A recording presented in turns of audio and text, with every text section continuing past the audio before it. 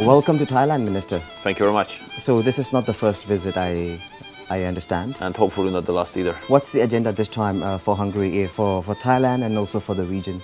You know, our foreign policy is a pragmatic foreign policy, so we put our strategy on common sense, mutual respect.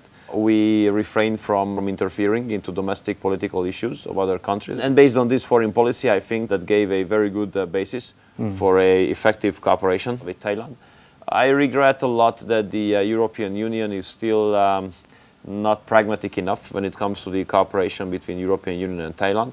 We are among those countries who promoted very strongly to restart the negotiations about the free trade agreement between Thailand and the European Union. Most of the time, our relationships, our bilateral relationships, is overshadowed by the European Union relationship with the country. So, how should we, as a country, Thailand, balance? Well, I think we have to put a lot of efforts on enhancing the economic and the trade cooperation, which is happening, by the way.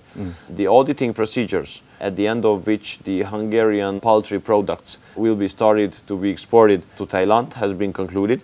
On the other hand, the biggest Hungarian company, which is an oil company, is now carrying out a huge investment, more than 2 billion euros investment in Hungary, which is going to be the biggest petrochemical factory in the central part of Europe.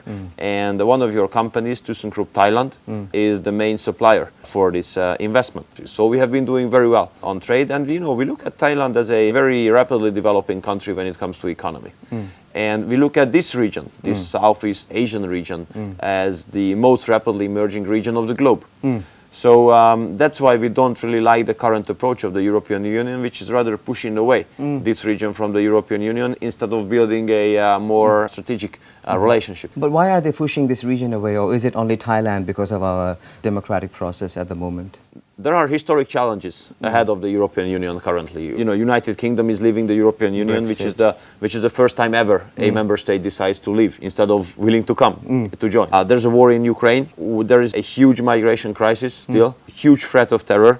We have some issues regarding energy security. And to be honest, the European Union proved to be unsuccessful so far to find the proper answers on an integration level to these challenges.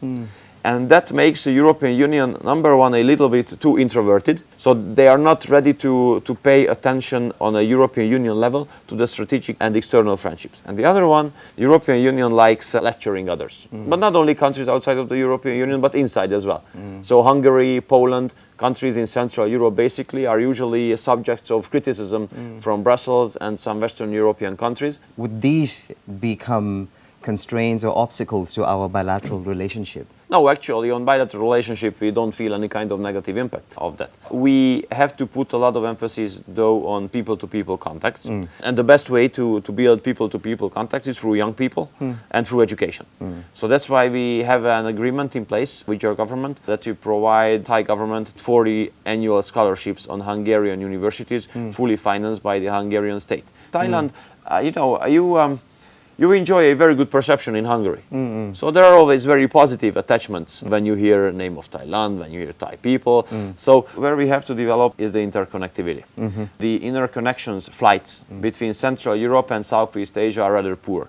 Budapest became a very popular touristic destination because of two things. Number one, because of culture. It's very colorful, a very tolerant city. And the second, it's safe. In Europe, saying that the capital is safe wouldn't have made sense like 10 years ago, because basically everything was safe. Europe was a safe continent. But now with the migration crisis and with the inability of the European Union to answer this crisis in a proper way, there were at least one and a half illegal migrants entering the territory of EU without any kind of control, regulation of check. So that gave an opportunity for the terrorist organizations, to send their fighters, their terrorists to Europe. And that was not the case before in Europe. But Hungary has always carried out a very tough policy on migration. We don't allow any illegal migrants come to Hungary. So Hungary and Budapest itself, the capital, remained a very safe place. So that's why it's pretty much liked among tourists, among the Thai tourists as well.